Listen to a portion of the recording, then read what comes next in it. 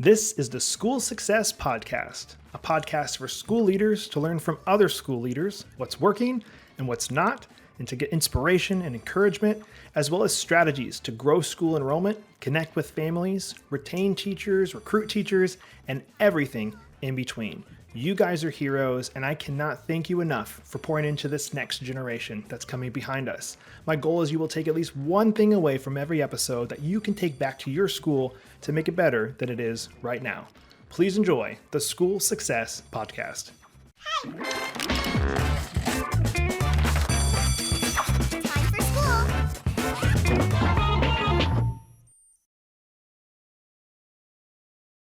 Hey, School Success Makers. Today, we're joined by Ian, who is the executive director of his school over in beautiful California. We dive into a ton, including how they've navigated COVID, as well as had more parent participation since COVID, and we have a blast doing it. So stay tuned for the next episode of the School Success Podcast.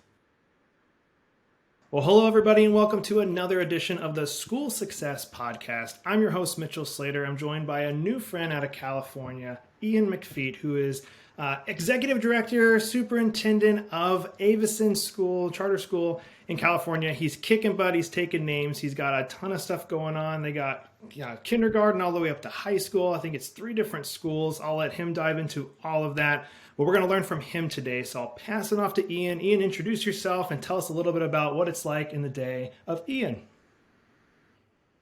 Oh, well, just, thank you, Mitchell, for having me on the podcast. We are, I think we are getting it done. COVID has certainly kind of thrown a wrench in, I think, most plans for human beings across the world, and schools are no different. I think, really to call us frontline workers, I think is definitely true, especially for our teachers. We call our teachers advisors at Aveson, so we call them advisors. So for our advisors, they've been really doing amazing things for our school community. So, but there's a lot to kind of unpack. I think COVID's been what sort of filters do you have in the classrooms? Just logistically, what sort of testing policy do you have? And I'm not talking about the ABCs or mathematics testing for COVID. How do you actually test and make sure that everybody in the school community is safe? So I think there's a lot to kind of wrap your mind around, especially now, and our schools have been doing a great job. We have a pre-K up through 5th grade elementary campus. We have a 6th grade through 12th grade middle and high school campus, and then we have our independent studies program. So that's actually something we had pre-COVID, where, for all intents and purposes, it's a homeschool program, but it's actually a little bit more complicated. We bring those students onto campus usually 2 times a week. During COVID, we've done it once a week, and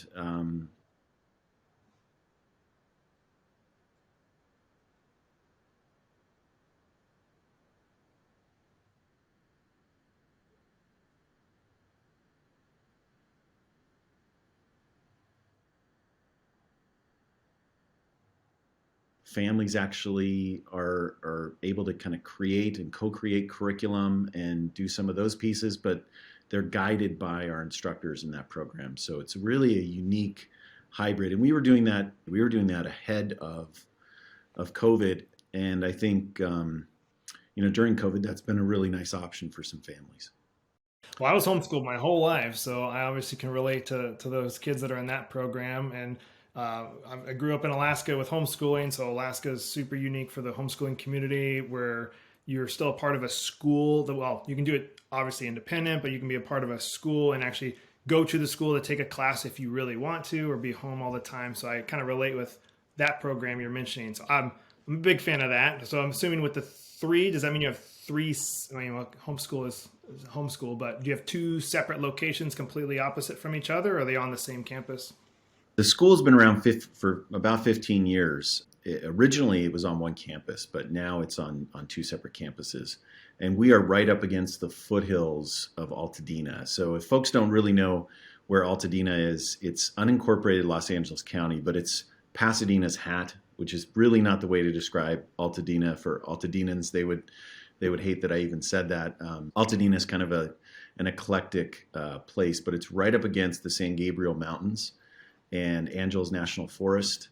The San Andreas Fault is right above us, so we are right there. So if there's a humongous earthquake, are you guys going to be on the part that shifts away from California, or the one that stays a part of the United States? We might be holding on to some of the, granite as it's being, they've had some pretty big earthquakes. I was actually reading about the 94 quake, and there was quite a bit of damage in Altadena during that time. But the schools themselves are situated right up against the mountains. In fact, we really do a lot of outdoor learning and outdoor play, especially at the elementary, early grade levels. And I mean, we have at the elementary campus, we have chickens, and they've just laid their eggs, and we have this whole permaculture program that we've actually created, that our advisors have created and kind of revitalized this year during the pandemic, which I think has kind of served as a metaphor for the kind of work that we're doing. I mean, we've planted a lot of seeds about different programs that we're trying to cultivate, and I think we're going to start to see those come to fruition fairly soon. At the high school level, we're partnering with the Zorthian Ranch, which has a storied history. So, kind of with those two programs, we're really looking at some outdoor learning, environmental sustainability, learning about how to care for the environment, learning how to cultivate land, agriculture, and all those pieces. And partnering with the ranch is one of those pieces for 6th through 12th grade that I think is really quite remarkable. And not a lot of public schools are doing it. So we've applied for some grants, because you always need funding during this time. And we'll see how that goes. At the high school level, we also have some interesting programs around, performing arts. Okay. So for those kind of two areas, those are some of the new initiatives. But to talk about our programs, kind of their history, we began with what we call personalized mastery learning. So I don't know, I know your podcast is all about school success and what schools can do, but I think we've been doing some really unique things for over a decade now. And that personalized mastery learning piece, I think, is really what sets us apart. And so I wouldn't want to say, here are all our new programs and all the great things we're doing, and that are new and innovative. But sometimes innovation means a look towards the things that make you unique. And so for us, that personalized mastery learning piece has been really important. And I could dive into that. There's lots of different avenues we can go and talk about. One I want to go back to, I love that you guys are doing the agriculture and the chickens and all that. And the random question that popped in my head when I heard that, I was like, I love that. Sure. Who takes care of that in the summer when all the teachers are off and the kids are off for the summer? What happens with the chickens and all the crops? Yeah, we actually pay some advisors year round to make sure that's sustained. And it was interesting. So before coming to Aveson, during the pandemic, when everything shut down in 2020, the garden was thriving. I mean, it was, and I didn't know this because I wasn't here. And then the pandemic happened and everybody went home, and then it lay fallow for, I don't know, 7 months or something. And, then it was like, it was too late to come back, right? So you kind of had to restart and reboot. And as I look at, well, what does that actually mean for us right now? We've got a lot of advisors who've been coming, and families who've been coming and doing work on the weekends. And so we have what's called action teams. We don't, we're definitely a unique school system in that, committees are great. People get into a committee and then it's a lot of talking and not a lot of action. So we have action teams. And if you're a parent in our school and you really want to make a difference in a particular way, you just get permission from an administrator and you just make it happen. So we have a garden action team, and our advisors have met with parents, and they've just been digging in the earth and making things happen for the school. So it's pretty fun. I love stuff. that. It reminded me of, I grew up in church my whole life, was a youth pastor when I lived up in Alaska. And one of the things we always said, the typical church was, 20% of the people do 80% of the work. Would you say that something like that is similar typically, not calling out Aveson parents or anything, but would you say that's typical in schools that 20% of the parents are volunteering and doing 80% of the things really needed, when we need more parents to step up and to do more volunteer work and to come and help out? I'd say that's typical of most schools. Of Aveson, we'll talk pre-pandemic. It was all hands on deck, and I think that's what really why the school took off and why there was such positive energy. It's the more folks you can get involved, the better. And I think evidence this year, we had an annual fund campaign, and I think schools always need resources. And historically, year over year, we've raised quite a bit of money for different programming, and but we only had 45% of our families giving. And by December of this year, we had 75% of our families had given to the annual fund. Wow. And I think we're going to probably approach close to 100% in about a month's time, that's really exciting, because you think now there's an investment, right, in the future of the school. And I think our team has done a great job, our annual fund team, which is really led by parents. So, there's been just a great energy, and I think it's definitely higher than 20%. The restrictions we have on COVID are really the only thing that are holding our parents back from being on campus. Well, it sounds like that was a huge culture shift that you guys have had then in the last year or two, which is awesome. Like I think they're around other parents who are probably openly talking about it, and from the top down, I'm assuming they're very happy with the leadership and the teachers that they're that their kids are around all day long. So I'm sure it's just been a huge culture shift in the last couple of years, and people have been wanting to help out since COVID, it sounds like, which is awesome. Yeah. And a huge push for us too, and I think this is what's really grounded the school and made it a unique place, has been our work around diversity, equity, and inclusion. And a lot of schools talk about that. It's kind of, in vogue to talk about DEI plans and these kinds of things. But for Aveson, it's a part of our curriculum in real and meaningful ways. And that begins at the elementary level, where students actually see themselves reflected in the work that they're doing, that represents their cultures, represents their backgrounds. And I think that we've seen really powerful things from that. We have a George Floyd library here at the elementary campus. We have, families have ways of engaging with the school, with affinity groups, and we really honor, the diverse background of every family, unique families that are non-traditional. We really welcome them with open arms, and they've, kind of emboldened our purpose and our mission. And I think, and that's because we're not sitting in judgment and any of these things. In fact, we really sit in partnership with folks to make them feel comfortable. And so I think that's, somebody was mentioning to me, it's more like a community school than anything. And I actually do believe that's starting to become the case. I love that. Well, obviously, being high up in the school like you are, you probably know more about them than others, that there's pain points, there's challenges that you guys face as a school. I ask everybody this, if you were to put them into three, if you somehow could put them down to three, what would you say the three challenges or pain points that you guys kind of consistently or are currently dealing with as a school? Well, I think a big pain point, we're a charter district, and one of the big kind of pieces for charters has been enrollment, and in particular because we're funded by the state. A big pain point for us is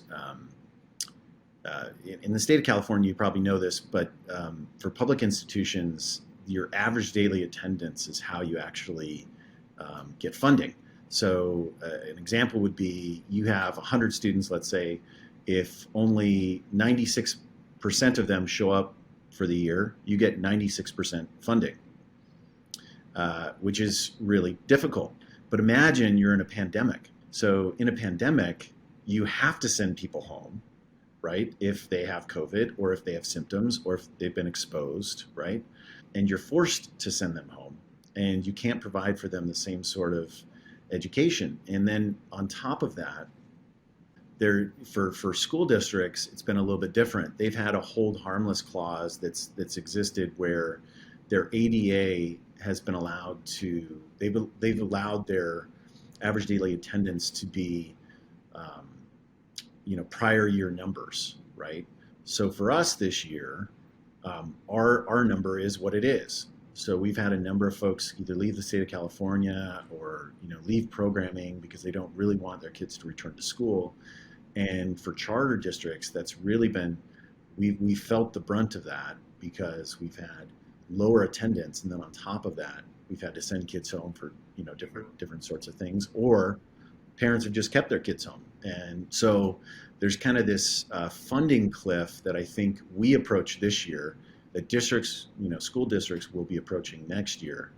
And, that makes it difficult, especially at a time when parents really want more programming, right? They want more offerings. And so, I think COVID is responsible for that, right? So I think that's been the big pain point. And I would say that COVID and maybe even COVID are the three top areas to really focus on. Everything else, we've done before. We've done after school programming. We've done summer school programming. We've done enrichment activities. We've even done performing arts before in the past. And so all the programming that we're bringing, a lot of these outdoor activities, all those pieces, those educators can do really well. But then when you couple that with all of the constraints of the virus, I think it just makes it really difficult. And our advisors are doing the greatest job, and they are staying in there. And I think most of these things are related to COVID. I'll tell you another one. Staffing's really tough. Finding substitutes. If you have a staff member who's sick and needs to quarantine for 10 days, now you have to find a substitute, and they are in short supply. So if there are folks out there who are thinking about going into education, you want to be a part of a powerful organization, you really will have the pick of the litter. You can really write your own story now. And I think, also what an opportunity.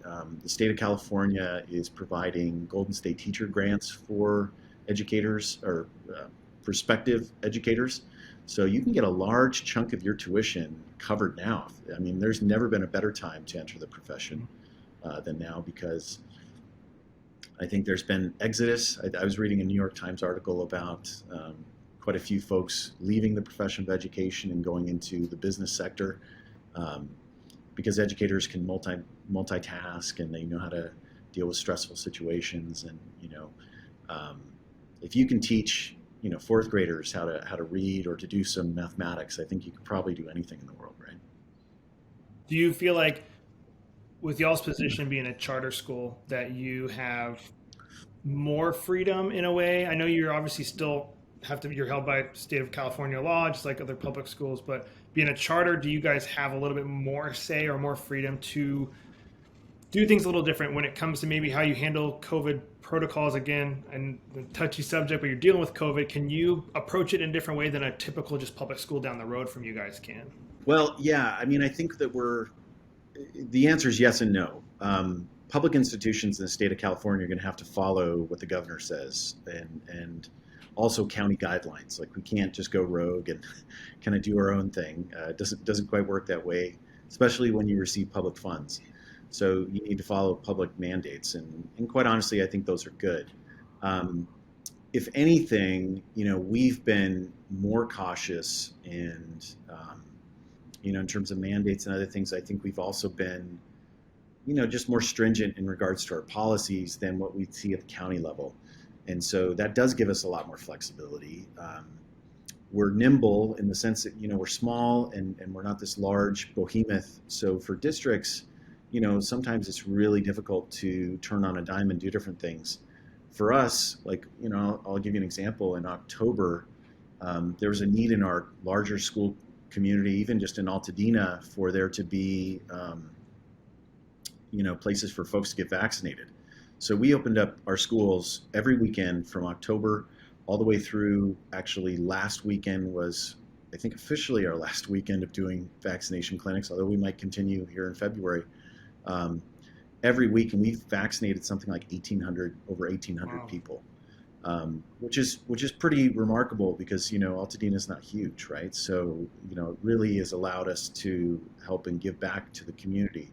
And, those are just a couple examples. And then, we've been really on top of our masks and making sure that, kids are wearing KN95s or KN94s or whatever, the N95 mask. We try to get them the best quality masks. And so we are a public institution, but I think, kind of to answer your question more directly, I think that charters are unique in that for many folks, you can look to them as almost like incubators, right? So, we test out and try new things, and we're not shy about that, and we're okay to fail. If we fail at something, that just taught us 5 or 6 things that we need to do differently next time. At the high school level, this isn't a failure, but we have the Jet Propulsion Laboratory. We actually have an apprenticeship program that we just began, and students are actually working with rocket scientists now to kind of just learn the ins and outs of engineering.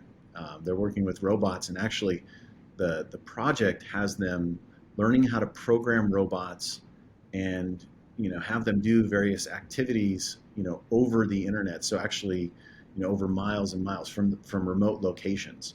So how remote control cars are kind of cool, but you have to send the signal and you have to be in range.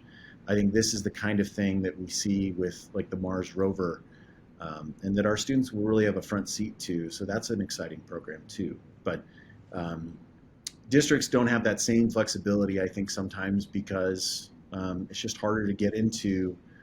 It's just harder to get into these kinds of things. If you're big, Okay. right? And we're not. We're 700 Okay. students. Obviously, everybody I talk to, we talk about the challenges because, again, every school's got some type of challenge they're going through, but we also got some wins, things you guys are doing awesome and kicking butt in. I love hearing what those are. So for you, if you were to, again, put it into a 3, if you can, what are the things that you guys are specifically, you think just kicking butt at? Well, I think everything that we're doing around our challenges, we're doing really well. So, if we're talking about student safety, I think that we are providing some of the best protocols. We have students spending the vast majority of their time, at least especially at the elementary level, outside, and so learning outside. So that safe space of not being inside a classroom with all of the potential contamination, all the things that we're talking about with COVID. I think that's been a huge thing for us. Our faculty has been flexible. I'll tell you, the flexibility of our faculty and our community, our school community, has been something that is quite remarkable. And also just, I think, getting back to our core, that personalized mastery learning is something that I think we are really honing in on. We've actually done a lot of work with Teachers Development Group, which is a mathematics organization, and so we're really focused on that work this year. And I have to tell you, some of the pedagogical moves that our teachers, that our advisors, we call them, are engaged in are really exciting. And that's something that I think will help us for years to come. So, those are 3 areas. I could probably give you 300, but and it's really all dependent upon advisors. I think and our instructional assistants. We really place a high premium on getting our class sizes to really low and manageable numbers, and we have some of the lowest teacher-student ratios in the area, because we really value adults who are trained and know what they're doing and working with students directly. So and there's just a great energy. I think our front office staff, if you could give medals of achievement, they are doing it. I mean, from contact tracing to all the things that we really just never had to do in education, to just the regular basic things like how do you operate a movie night in a pandemic? We did movie nights, all summer long during the pandemic, and we kept everybody safe. And we have outdoor space to do it, which is a real benefit for us. And, in Southern California, it's nice, right? I mean, it's different than some other parts of the country where you can't have kids out in the freezing cold, right? Like where you're from in Chicago, you can't have kids outside in the dead of winter, and probably not get calls about child abuse. So that's Southern California helps with the for weather. Sure. And my dad's from Chicago, good old Bears. I was from Alaska, so I mean, same difference. Chicago, Alaska. But you can't have movie nights outside in Alaska in the wintertime typically unless you're in your car. But so I love that. So you have these challenges. You guys are overcoming these challenges. You got an awesome, again, sounds like staff that are ready for any challenge, the challenge that you guys have up against you. As we kind of close out the podcast episode today, if you were to leave everybody with any type of encouragement, inspiration, or any type of last thing you were like, I'd love to share this with any of the school leaders that are listening, and what would that be? Well, we give a lot of school tours for families, and I think one of the pieces around public institutions that I think they could do a better job of, and I think charters have it down because with enrollment for charter schools, it's part of a lottery, right? So folks come and they do tours, and it's then they put in for a lottery, and then if their name's drawn, then they enter into the charter. At least in California, that's how it works. And we've been doing a lot of school tours, and I've worked in the public, district sector. I've worked in the private sector in education. Now I've worked in kind of whatever you call charters, which operate in the public, but they're kind of a hybrid. I actually think that school tours are something that really allow you to showcase your school, and that I think allow folks to kind of internalize the messaging and kind of the branding that you want to put forward. And I think it's important for school leaders to just be really mindful of that, and especially for public institutions, to engage in those in real and meaningful ways. And if you can have your advisors be the ones who do it, I think even better. At our high school level, we've had students do it, and they do a much better job than the dull brains of adults like me. And I think we were at a tour. I was kind of walking around with some school families just recently, and one of them made a comment that this was the first time in a tour that they felt seen, and they feel like their child will be connected to the school. And I thought that's great for us. And I thought, wow, okay, for other folks, this is the top thing. This is really the top thing. If you can have students feel connected, and families feel connected, then you're really on the right path for your school. So that really needs to be where you focus a lot of your time and energy. And thank goodness we have great advisors who did a great job. And the mother was crying. The mother was crying because she felt like she had found the space for her daughter. It was just an amazing moment. But I thought, we want those moments for other schools too. We want them for the local schools around here as well as ours. And I think that's where, the more that you can connect with folks, the more that you can really find out what they're looking for, the more you can really, help them find that in your school. Man, so that's when you have one of those moments, I'm assuming, Ian, where you're like, this is why I do what I do, and why I lead the school the way I do, to build that culture, to have moments just like that one, I'm assuming. Yeah, and if I can get out of the way, all the better. So it's not about me getting in front. I think our advisors did, honestly, a better job than any administrator. So man, I love it. Well, Ian, it's been an absolute honor and a privilege to interview you and hear from you and what you're doing at your school. I want to do just a big thank you to you and all your school leaders at your school for pouring into that next generation. I love kids. I love that we need to be pouring into them to have a great future for the world and America and all that stuff. So thank you for what you're doing, and thank you for taking some time to be on the podcast today.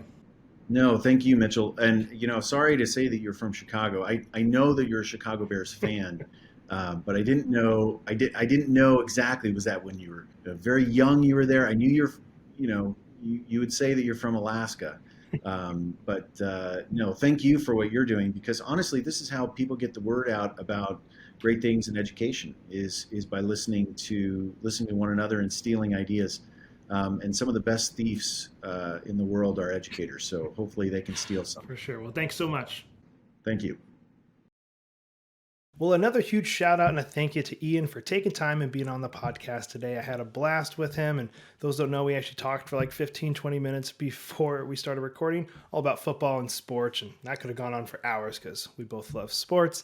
But again, I wish him and his school nothing but the best. And as always, I hope you guys are able to take at least one thing from today's episode that you can take back to your school to make it better than it is right now. And if you have any questions, you can reach us online at schoolsuccessmakers.com. We would love to hear from you. We'll be here next week, as always, with another awesome guest on the School Success Podcast. We'll see you then.